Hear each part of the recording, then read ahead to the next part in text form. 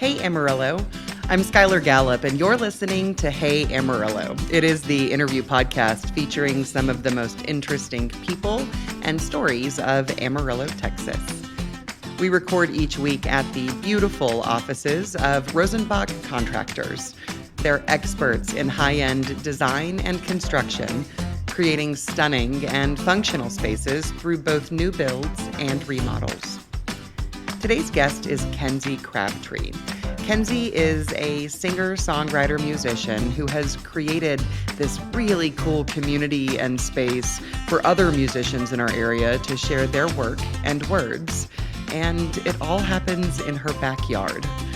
We talk about Amarillo's music scene, how she got into what she does now, and the beautiful reason she keeps making space for people to come together, feel seen, and share. Here's Kenzie. Kenzie Crabtree, welcome to the Hey Amarillo podcast. Thank you so much. I'm so excited. I'm excited to get to know you and your work and the community that you're a part of kind of here in Amarillo. So let's start with, where are you from? Did you grow up here? I am from Panhandle, Texas, so basically here, a good 45 minutes down the road from here. So yeah, small town vibes for sure. So did you like growing up in a small town or not? It's funny because in hindsight, you can really see the pros versus the cons to when you're there and you feel like I'm stuck in a small town. Mm-hmm. But as I reflect on it, honestly, I feel really lucky that I had so much opportunity to do a bunch of different things and dip my toe into I was able to do band, play sports, drama, theater, everything because it was a small town. So that was nice too. So yeah, in hindsight, I'm grateful for the ways that stretched me as a person, I think. Yeah. Yeah. I had a similar experience. I grew up in a small town. Okay, cool. And you do all of it. Yeah. And now I think, my kids are going through canyon schools, which are not gigantic, right. But it's like, are you a basketball player or are you a band person? Pick one. Yeah. Right. Early Pick too. One. So. Yeah. It was nice to be able to do it all. I think once I was done with college, I was like, oh, I'm tired. I might have done a little too much, honestly, but I felt grateful that my grandma went to high school in Panhandle. Oh, cool. So I had a lot of family too, kind of a little army. And I was telling you earlier, single mom, it helped a lot to have family there too. Yeah. Nice. Yeah. So I think we're going to spend a good amount of time talking about music. So I'd like to now ask, so you said band, so were you like a musician early on, or what was that as you were a child? Yeah. So grew up with a mom with a beautiful voice, sang in the car in her green Toyota Avalon, with the CD changer in the trunk. Oh yeah. The 6 CDs. Yes, 6 CDs, which totally. is so nice. Yeah. And so I grew up around someone who really loved music. She had that, classic 90s, tower stereo, with the glass door that you push in and out. Yes. I can feel the satisfaction of that. Yes, me as a 4-year-old just, Anyway, yeah, so we always had music on, and then my sister loved having music videos on. So I think I just grew up, honestly, with people who loved to have music on, so it kind of just turned me into somebody who loved music. I remember, really young, just harmonizing with my mom in the car. So kind of just, in me, But I didn't sing specifically in front of anyone until I was, 16 or 17. So a later start, now I teach lessons to, 8-year-olds, and I always try to tell them, you're getting, such a jump start compared to me, So, yeah, I started playing drums, actually. Oh. Age maybe 11 or 12, just in band. And then kind of just at that time was singing a little in church, here and there. And that kind of catapulted me in front of people, which was scary at that time. But then I didn't pick up a guitar till also I was out of high school. So, yeah. Now you referenced college. So when you kind of went into college, what was your kind of professional pathway or plan? What did you study? What was your plan? Don't we all change it 89 times? I did. Yeah. I didn't know what I wanted to do. I had thought about playing basketball. That was an opportunity that I had. So I was kind of juggling this play sports, do music at that time after high school. Mm-hmm.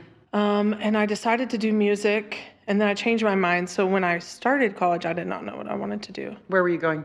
I went to DBU, Dallas Baptist University. Okay, cool. So I moved there. Didn't really know anyone, which honestly I would recommend to anyone. it was really good to just be me with no like preconceived notions. And Especially coming from a small town. right. Yeah. It was good. It was like, oh, these people like me. They're not expecting something. Yeah. But yeah, I actually auditioned for the music program there, which is like decently prestigious as far as how many people they let in. Oh, cool. And I was really scared because I didn't, as a drummer, you don't really learn to read notes. Right. Like, well, you do, but I didn't. I would just memorize everything and then play it. So I had to kind of learn how to read music in order to audition. And then everyone, all these like high school seniors are there to audition. And I'm like, I'd already been at school for a while. So they were all with their parents and I was with like a classmate. And so I ended up calling her my mom for a long time. Nice. But I auditioned and I got in. So I went to music school there. Yeah. Cool. Which is like, it's a lot of hours compared to a normal degree. You have to do like extra hours with a music degree. So I had some catching up to do. But I was still able to get it done in 3 years, which was probably pretty crazy in hindsight. So what did you want to do with the music degree? Did you want to go be in a band or I guess? Yeah, at that point, to be honest, I was very religious. I'm not anymore. So it feels like a different life. But at that point, I was kind of leading worship in churches. And so that was kind of the end goal, is to do that. I had also, at that time, wanted to travel and possibly thought about doing music therapy or something like that. So I dipped my toe into a lot of little things back then. But yeah, after college, I kind of didn't really know what I wanted to do. So what did that look like? honestly, I spent a summer in China teaching English, and I loved it. Did you? I loved it so much, and I love traveling. So I had honestly planned to move back. I got a visa to go to China and teach English at a university in Chongqing. And I changed my mind like last minute, so I didn't go. But that was kind of my path at the time. And then I spent a few years leading worship at a church when I was in my 20s, and I worked as a server forever, and a bartender, and I taught lessons. So I kind of did a lot of stuff in my 20s to make ends meet, Do you regret not moving to China? I don't think I regret it, because at that time, when you're 20 or 21, you think that you're an adult. Yeah. To the fullest extent, and you're not, you know? So I just look back and I'm like, I would have been, wearing some big shoes at that time. And I think it would have been a lot of pressure for me. Now, I just turned 33, like last week. 33, in hindsight, I'm like, there's just so much I didn't know about my own mental health, and like what I struggle with, and even like the way my brain is made up. And I think I was just kind of getting by at that time and masking a little. So now kind of mask off, what does my anxiety look like and how do I take care of myself? At that time, I wasn't really taking care of myself. So I think I would have hit a wall pretty hard if I had gone, I would love to go back though. I would love to travel to Asia or live there, travel anywhere and live there. I would love that. But I don't really regret it. Yeah, that's a good question to ask, because I think it's good to like sit in your choices and go like, I don't regret that. It's a nice feeling. Right. Yeah.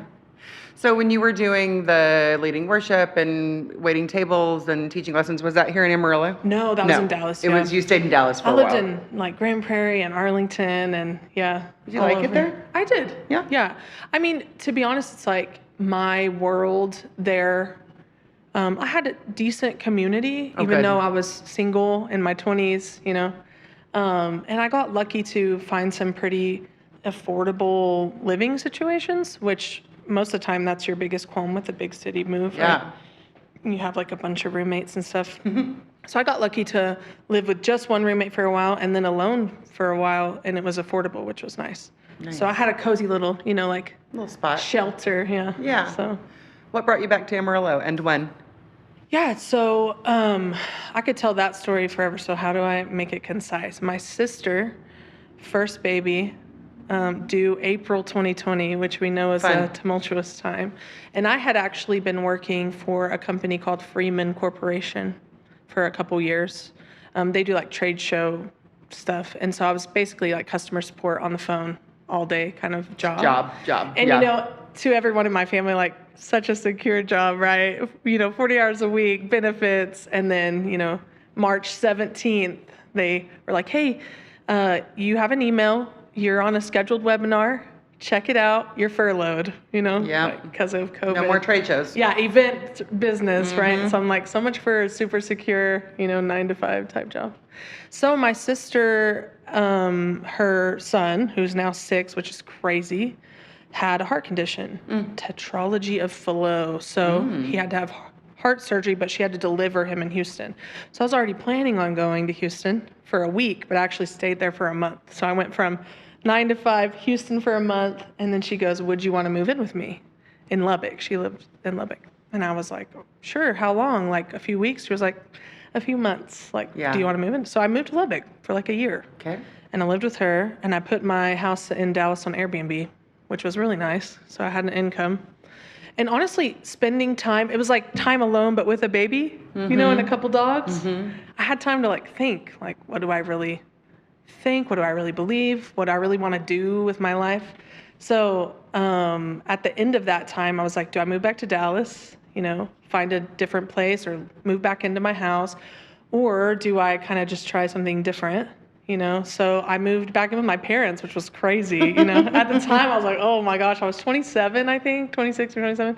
I was like, and stereotypically our rooms were in the basement. So I'm like, I'm in my parents' basement. Perfect. But I got a job at Guitar Center, which was kind of a random thing. Like someone just approached me while I was shopping there and was like, hey, we need a drum teacher. And I was like playing around on the drums. Do you want to teach drums? I ended up doing that.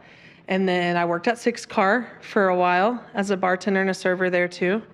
And I was not planning on staying, to be honest. I was like, every month I'd be like, what do I do? Like, do I want to stay? Do I want to go? Yeah. And I ended up having like 20 students at Guitar Center when I was teaching, and kind of just developed a community here that I wasn't expecting. And then I met my partner that year, like in August. Yeah. Yeah. And we've been together for 5 years. So meeting her and kind of just changed everything, trajectory-wise. So we're still here. Nice. Yeah. Did I tell it short enough? It's perfect. Okay, cool. Yeah. So, it's hard to condense a life into. Yeah, right. Yeah, you're so right. That's what we're doing. Yeah. Okay, so I reached out because I learned of these cool backyard things. Oh, yes. That you do. Yeah. And I was kind of like, that probably has a cool story behind it. Thank you. And so talk to me about you kind of mentioned this like little music community that you've developed. Kind of tell me about that. Sure, I would love to. So when I was working at Guitar Center, technically my boss, who has become my friend and also band member. Nice. That's kind of how it works at Guitar Center. Fun, yeah. She plays violin. Her name is Michaela Robinson. You can look her up. I love a violin. She's That's great. my favorite instrument. Yes. I don't play any of them, but I love a violin. So difficult on the scale of difficult instruments. Yeah, I mean, there's no markings on the neck. Go figure. I'd take the hard one. Yeah. So you have to memorize exact placement, like a trombone kind of, but with your fingers on 4 strings. Crazy. I tried to play a cello and I was like, yeah, no, we're not. I need lines. But no, anyway, she kind of threw me into the quote unquote music scene here. I mean, she genuinely goes, are you free next Friday? I was like, I mean, I can take off. Yeah. She's like, good. I booked us a gig. Like she just booked it without, Nice. She's like, we need to learn 2 hours worth of music in 2 weeks. I was like, awesome. So that kind of started me playing around here. And then honestly, her and we started with a little bit of a band, but it kind of just fell to being us two. And we were booking a lot of gigs, like 3 a weekend for a while, and especially in the summers. What kind of music do y'all play? Well, so this was back then when we did like cover gigs, honestly, a little bit of everything. But one of the things I was going to mention is that like, for the most part, your like job is to please a crowd and to like engage with them. The easiest way to do that is play songs that they know, right? Yeah. And then oftentimes you're in a bar setting or something. Like people are there to have fun, and so it's kind of your job to do your best to facilitate fun. But as someone who's like an artist and a songwriter, there's not really a place for your, stories that you want to share in your music in that setting. Yeah, that makes sense. So I got really burnt out after like a year, maybe 2. If you think about it, of doing shows like that. Was it fun? Sure. And we sounded great, in my opinion. And we still like randomly do gigs if we get asked or paid enough to do them. But I kind of just got really burnt out. And then a couple years ago, I broke my ankle. Oh, no. Like real crazy. Like I will spare your listeners the details. But just kind of like everything came to a halt in my life. And I hadn't done music for a minute up until then because I had kind of stopped doing gigs. And so after kind of recovering from that, I realized like I want to sing my stuff. I want to write and then actually share what I'm writing. And I know a lot of people that feel the same way. I've been able to meet a lot of incredible songwriters here, which is neat. Like, you know, in my 20s, I was so busy, like trying to stay alive and kind of doing music as a career, but not really my music again. So for like, I don't know, 10 years, I was doing music that wasn't my music for a long time, you know?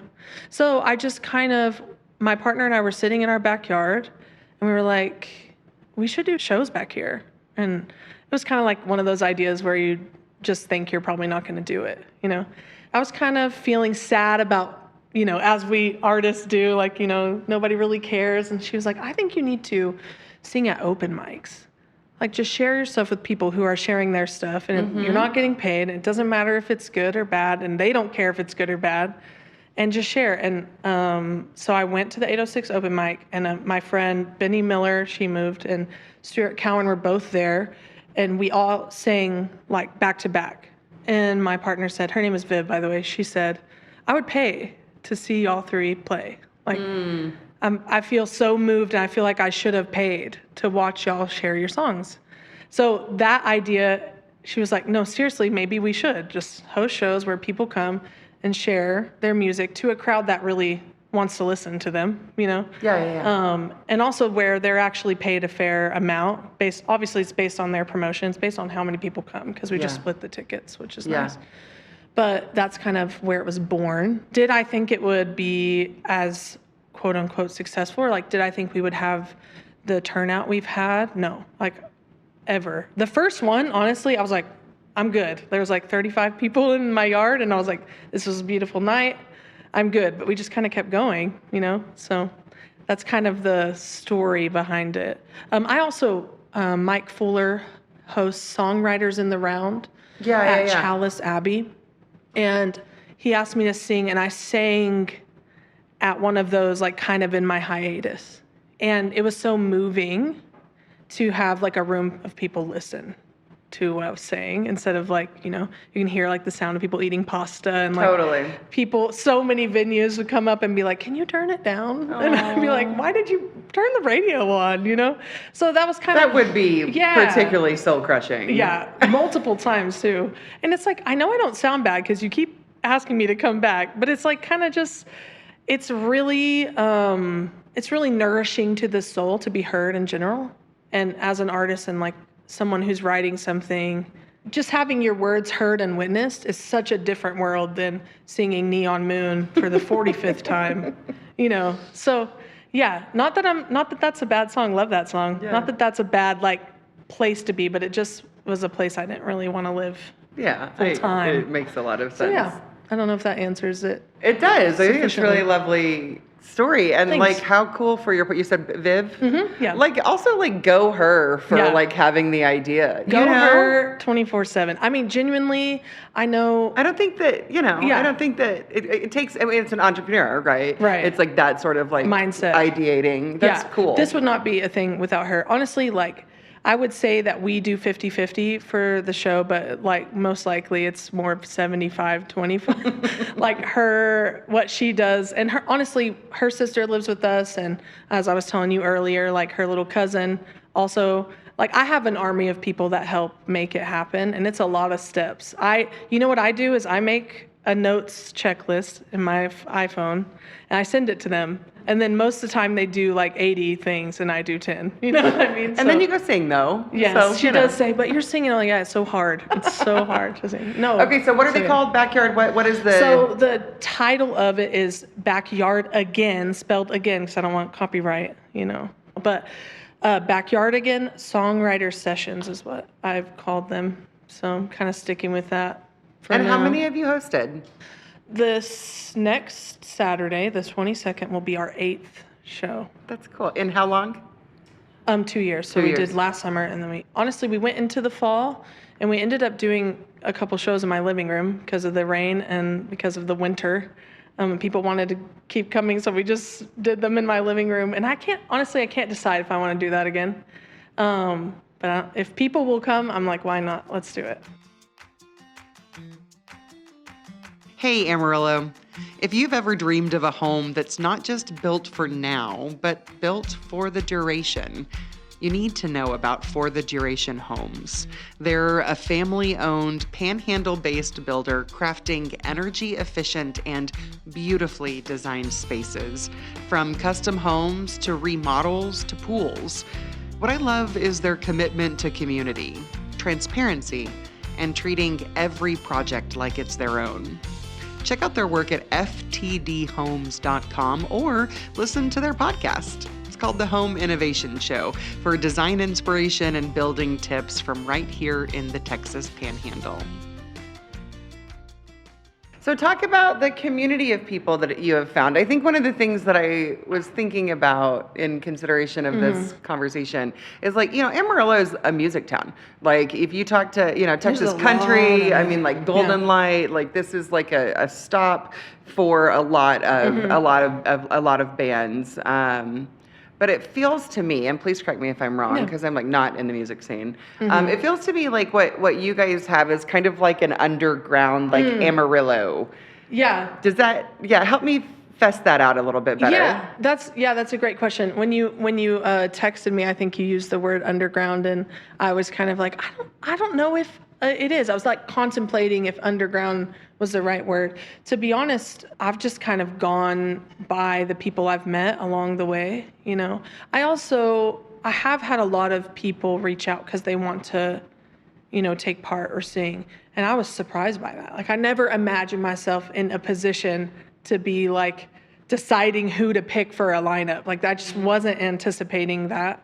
But so now I question what is important, what is important to me for this to carry the right vibe. I know that word is so overused, ethos, whatever word you want.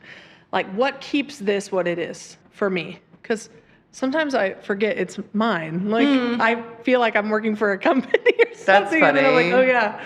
But I get to call the shots. Yeah, it's weird. But I think the biggest thing is that I want artists that support other artists. Like I have been so moved to go to a gig and there's not many people there, and then like 3 or 4 of my like friends that are songwriters walk in, and they're like there to listen. So that's just kind of the people that I've tried to platform, are people that have shown not support to just me, but support like songwriter community, and there's a lot of songwriters in this town, which also surprised me. Yeah. But I think, and I've preparing to talk to you today, I was kind of like, I don't want to talk down on like the scene or talk down to any like genre, because I love all genres, Zach Top. Do you like Zach Top's music? I don't know them. Okay, you'll have to check him out. Is it local? No. Okay. But like country music being released now, but it sounds like 90s country. Oh, anyway, that's cool. Like I love his songs, so I'm not trying to say that I am not a fan of country, but like this place and a lot of restaurants and bars that host musicians, they lean toward country music. Totally. Like they lean heavily toward booking country music, and also mostly men, which a lot of men play country music. Yeah. And I'm not saying they don't host women, but I'm saying that I would love to give opportunity to people who aren't white. Yeah. People who who are singing genres that there isn't just this natural place to go sing. Amarillo, if you're a country artist and you can play halfway decent, like you're booked. Good to baby. go, yeah. But if you come in with your like emo songs, or your like even rappers or hip hop artists or people like that, like there's a very niche like set of events that you'll be able to sing at, and that's it. So I think that's also something that I take into consideration when I book people or when people play, is like I really want to highlight people who it's harder for them to find places to like be on a stage and share their stuff. So and to get paid for it. I think that helps, doesn't it? Yeah, it's like I think sure, you can play in any park for whoever will walk up, but like to be paid for your work as an artist is just nice. It's nice. I think it should be more frequent, that you're paid a fair amount? Sure, but that's a really long conversation. So yeah. I don't think that it's speaking down at all to like Amarillo's country music scene to acknowledge that Amarillo's known for, like red dirt country music. Right. And that's what that's what gets booked in bars. Yeah. And to at the same time acknowledge that because we have this such a vibrant and supported kind of like Texas country music scene that comes through here, there's not a lot of space for others. Right. I think that's just so. Yeah. You know what I mean? Thank you. Yeah. Yeah. That's kind of how I think of it. It's more black and white. Right. Because I have sang country music in bars. Yeah. I sang country music in bars for a long time. So like, I'm not saying it's a bad thing. I just kind of, if now I have this like opportunity to give opportunity to others, I want to give opportunity to people who may not have it as easy, Yeah, and I also think it's like particularly lovely for you to kind of enumerated the way that it feels maybe to play covers in a restaurant for brunch. Thank you. Yeah. That you have opportunity where people are coming because they want to listen to a songwriter. And I think I will, pass the buck or whatever phrase you want to use. Like I was able to sing in places that were facilitated for me to be in that chair, in that uncomfortable stool, Like I wouldn't be doing this if I hadn't been, moved and changed by other people who were also already doing this. So I don't think it's a brand new idea or my, beautiful idea. I just think we put a stage up and a PA system and it like people came, so yeah. That's very cool. Yeah, thank you. Yeah, the 806 stuff is cool. Yeah, I love that place. It's very much like whoever, whenever, come as you are. Type of place. Too. Yeah. I actually noticed on, maybe I shouldn't call them out, but it is public on their website that they only book, like they have genres they won't book there. And it's country is one of them. Yeah. Which I thought was kind of funny. I read that the other day and I was like, that's so funny. But because they want to give opportunity for other people. Yeah. So, yeah. Where do you see this going? What's your plan? Ooh, honestly, I have so many. My brain is an idea generator, and that's why I'm so shocked that this is actually a thing, because it's not over here in idea land. It like passed through some sort of mystical vortex to actually existing. Yeah. That's fun. Yeah, so plan-wise, Broderick Adams played. I've been trying to like stick to local, but I count him as local because he lived here for so long and helped so many musicians here when he was here, played. And we had like 80 people there last time, which blew my mind. I walked out into my yard. I was honestly rehearsing my own stuff. I walk out. It's already like 10 minutes past when I probably should have started. And I see how many people are there, and my like fight or flight response just, and my brain was like, leave. And I was like, I can't leave. This is my house. Yeah. They just hear my car start up, the garage door is opening. Where is she going? No, like that's how shocked I am at how like much turnout we've had and how much support we've had. Yeah, because how do you guys market it? Just social media and word of mouth. That's it. Yeah. We've done some sponsored ads to the last couple shows, but that's to the extent, I guess this now. Yeah. That's to the extent that we've really reached out, So, and we've had, honestly, like our last show last year in October, I think there's 10 people. So it's like, people are free, great. Event turnout is so hard. Yes, right? But every show we've had, I have had, I know this sounds kind of, I don't know. I've had like the feeling I wanted to have as an audience member, not as a songwriter, but as an audience member, like sitting there and hearing people and having the space and the set aside time, like this was nice. And it's like, okay, it was worth me, losing my mind for a week to do it, right? That's why we keep doing it. But plan-wise, that's what you asked me. My plan would be to just see how it grows. Like how crazy would it be if we had to do Friday and Saturday night, because both were like Friday night sold out, like do a 2-night, that'd be crazy. I've also thought about like partnering with different venues, doing like songwriting competitions. I've thought about doing that where I don't teach a lot of students now, but I primarily teach songwriting now. How do you teach someone to write a song? Well, that's the interesting, because for a long time, especially as like a moody teen, I was like, you can't teach someone how to sing, and you can't teach someone, it's like art is pure, whatever. But it's more just like providing support and giving guidelines so that someone can create within the context of some barriers, I think that's the biggest thing. Depends on the person. Like if you have not played music very much in your life, right? So it's like I would approach your path way different than if someone had, 10 years of theory knowledge and just wanted some help with direction. But I had a friend the other day we were talking about, and she's a songwriter, Amy Hart.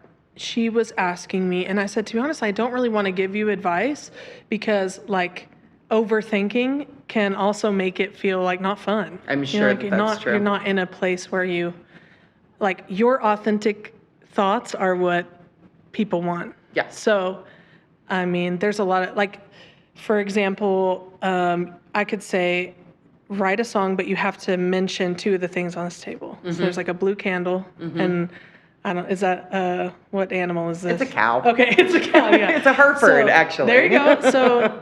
So you have 10 minutes and you just have to put blue candle and Hereford cow into the song. Okay, that's now fun. You're like challenging your brain to develop a story out of something, just flexing those muscles really, I think. Yeah. But that would be cool. I think it'd be so cool. Like you sign up and then you're divided into groups of 4 and then you have 2 hours and everyone performs at the end or something. Like, I've just thought of fun ways to actually, because, the biggest frustration I've had putting on the event is that I don't have as much time as I would like to hang out with the musicians.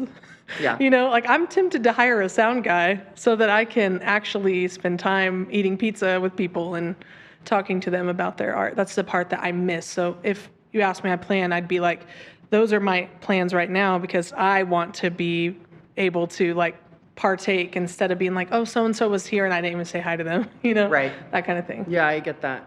I guess that's the natural burden of the host or whatever. So, yeah. What do you hope these events and your participation in kind of like the songwriting community in Amarillo is doing or creates or provides? Ooh, when you asked me that, I felt a little emotional. I think the biggest thing that I hope it provides is for people to feel like what they do matters. Like bare minimum, full stop.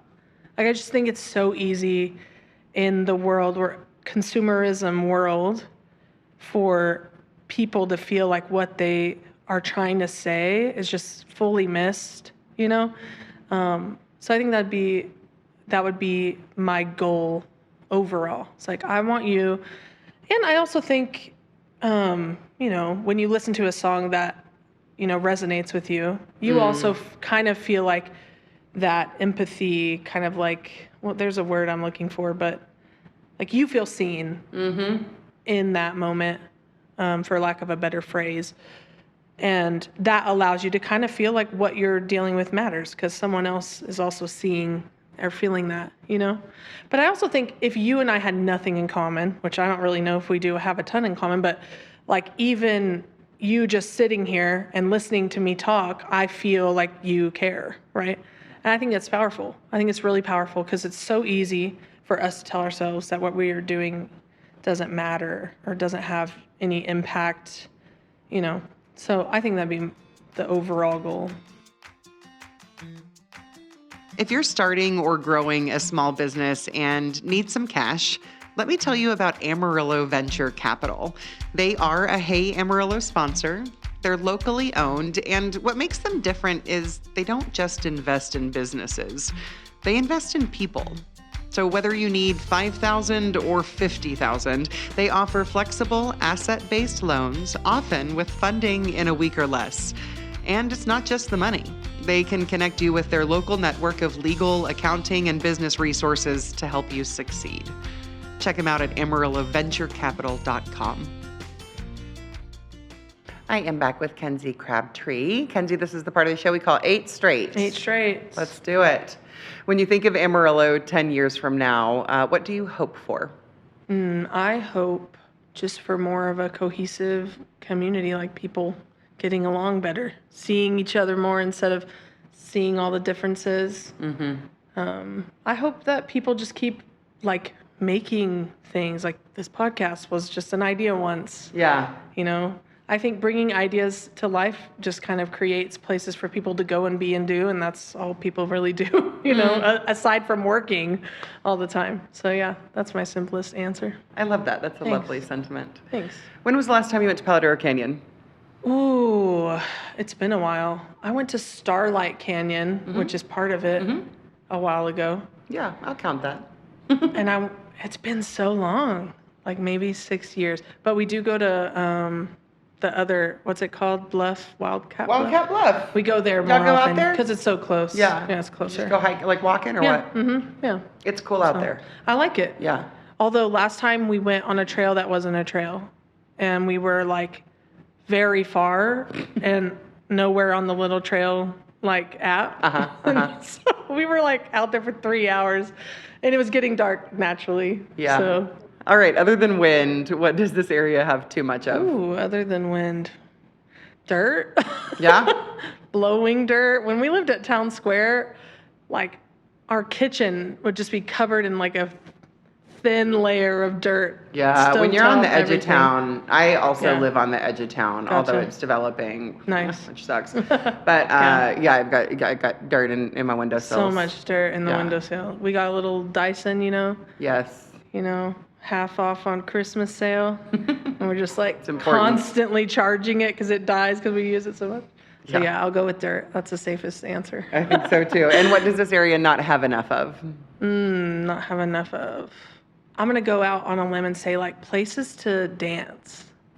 Like bars or clubs that like have a DJ and like people are just dancing. That's fun. There's only Particular style of dance or like a I club or what? The Mexican community has some really cool dance clubs here. Yeah. I don't know if you've ever been. So fun. Like dance floor's almost not big enough for how many people are on it. Nice. And then 212, like you can dance at 212. Or maybe just more people that go to a place like that. But I think places like that are just so human, like loud music and just dancing around. And I think we get a little shy and we just like sit at a bar and talk. Sure. Yeah. Totally. And then once a year you go to a wedding, and what do? You lose your mind dancing. You know what I mean? That's so true. Bigger cities have a lot of places where you can just go dance, and we don't have very many. So I have to agree with that because it's not something I've ever thought of because we don't have it. Right. I mean, my club days are behind me, but I grew up, with Midnight Rodeo. Yeah. Right. And that's what that was. Exactly. And it was so fun. Yeah. Yeah. So. All right. I wasn't expecting to have that answer. I received that. I like it. Thanks. What's your favorite local building? Oh, local building. I work downtown actually in a old mill, and it's beautiful. That's interesting. Where's it at? I work at InPower Physical Therapy. Okay. Which is kind of randomly downtown. Yeah. But they renovated it, and it's in a super old building, and it's really cool. What are the cross streets? Exposed brick. Jackson, 6 and 7. Cool. 6, 7. I didn't mean to do that either. I haven't explored enough, to be honest, I don't think. Well, I like the old mill building. But I take a picture of the clouds with the skyline every single day. Yeah. I'm like a sucker for a cute little, tall building skyline. Yeah. I have been up in the A&B building when I worked in catering a little, and looking down from that was really cool. Amarillo has a lot of cool, buildings and architecture and stuff. Yes, I think that is true. What's your favorite local restaurant? Ooh. I know. So, I love food. I want to work in food. I want to have a restaurant someday. Eat food. Love it. Yes. Yeah. So, close my eyes. I'm there. I'm transported there, and I have food in front of me already. Probably Bangkok, Tokyo. Nice. Some gyoza. I love gyoza. Oh, I do too. So much. And their pad thai, Thai tea, and also I never remember her name, and it starts with an S, but there's a server that works there, and she's like the bomb, and she always makes you feel like your family. So I really like that. That's great. I love that. That's my answer. I like it. I will list more, but I will stop. I know. If you get past the one, then you I'll start just keep feeling going. guilty for not saying. It's happened before. Yeah.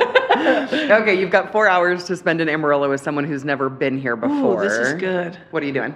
Palace first. Yeah. We're getting, right now, my order, I've switched from caramel to half sweet white chocolate. such a white girl drink, whatever. White chocolate cold brew latte. I like a cold brew latte. They also have a gluten-free lemon poppy seed muffin right now with like a glaze. I'm addicted. They had a birthday cake drink that I also was so addicted to. I'm like lobbying for them to bring it back. Anyway, Palace first. Okay, cool. 4 hours. 4 hours. 4 hours. I think I'd hit Bangkok, Tokyo for lunch. So in between there, Amarillo, it depends on the season, right? Yes, it does. I'd probably go walk or sit by Medi Park. I like to get Sharkies and then go sit at Medi Park and eat like a giant burrito by the... I'd probably hit up the boulevard, like go to Flamingos. Have you ever been to Flamingos? No, what is this? It's a restaurant. It's not Mexican food. It's like Latin American food. So you're eating the full 4 hours? Probably. I mean, let's be real. We're getting one thing at each stop. Okay, Skylar, that's what we're doing. I was trying to decide, like, we probably shouldn't get, like, tipsy at 4 hours. Coffee, Thai food. I mean, it's funny. The boulevard is pretty. I'd probably drive downtown at least. I think downtown's really pretty. Yeah, I do too. And I would change this plan based on the time of day as well. You'd have to tell me which hours. But the boulevard I think is special too. I think we have a really like vibrant Mexican community and like a lot of businesses over there that like are incredible, that deserve more love and attention. So I'd probably hit up some places like that. Yeah. Like go to like a paleteria and get a paleta or like a giant horchata, something like that. I love it. I think we're out of time. 4 I like hours. it. Well, I'm full, but happy. Yeah, you're so full. Yeah. Then we just lay on the grass and At get Medi Park. a strange rash from being allergic to grass. Yeah. That's wildly accurate. Right, yeah. Finally, what do you think people get wrong about Amarillo? You know what? I will say people was me. Like, my girlfriend and I were talking about this last night, that we're like pleasantly surprised by the dread of moving back here, turning into like some wholesome moments we weren't expecting and some like really great people and really great places like I just mentioned. And I just think that, middle of nowhere, not a huge city, it feels like there wouldn't be opportunity, right? Or to grow or promote what you're doing. And I have had nothing but opportunity and to grow and promote what I'm doing since moving here. And create a community, find people. Yeah, so that's what has been nice. Do I think you could have that anywhere? Sure. But I do think I've been pleasantly surprised by that here. I don't know how much to go into this, but as like a queer woman who's no longer religious anymore, like I was just kind of worried that I wouldn't fit in anywhere or like, be accepted or have a space for me or people like me, artists like me. And I have had like such a plentiful amount of like care and love from the community, So yeah, that's what I'd say. It's lovely. Thanks. Finally, I like to offer my guests the opportunity to endorse something. For myself? So it's like, if somebody's listening and they, you think they should give something a try, learn about something, do something, whatever. I would endorse going on more walks and going on like the same walk like every day, because you kind of just have this like cute moment with your neighborhood. And you start noticing different things about different people, or you meet people. Like I have a friend that I have met on my walks. His name is Ben. He's like probably in his 80s, and I've just met him because I just walk around. I think it's so easy to just get in your car, go to work, get in your car, go home, and that's it. So I just think going on more walks is so good for you. I have this whole theory about I want people to start building houses, like developers to start building houses without garages in the back. Because it's so easy for people to just drive in the back of their house, and that's be in their house, drive out of their house. Yeah. I've got kids, so they're running all over the place all the time. So I also think it's really important to get out. Yeah, growing up in a small town, like we talked about, like we had like basically a gang of like 12 kids that lived on the same street, and we were always together. And I think now, I mean, I sound like a grandpa, but like phones and computers, it's just so easy to get so disconnected from the real world and so like, immersed in something that, while real, doesn't really like feed you the same way, Yeah. And coming off of COVID, and also I worked from home for like a couple years ago, just like spending so much time, not out and in my room and working too. I think we work too much, but we kind of have to, which is a whole nother topic. But yeah, just like getting out and living like a human should. I feel like we kind of gotten away from that. My grandpa self says. Yeah. So I guess Backyardigans kind of feels like that way too. Like we're just outside and together. Together. Yeah, feels nice. I like it. Kenzie, thank you so much. Thank you. You're awesome. This was great. Loved the conversation. Good. Thank you. Me too.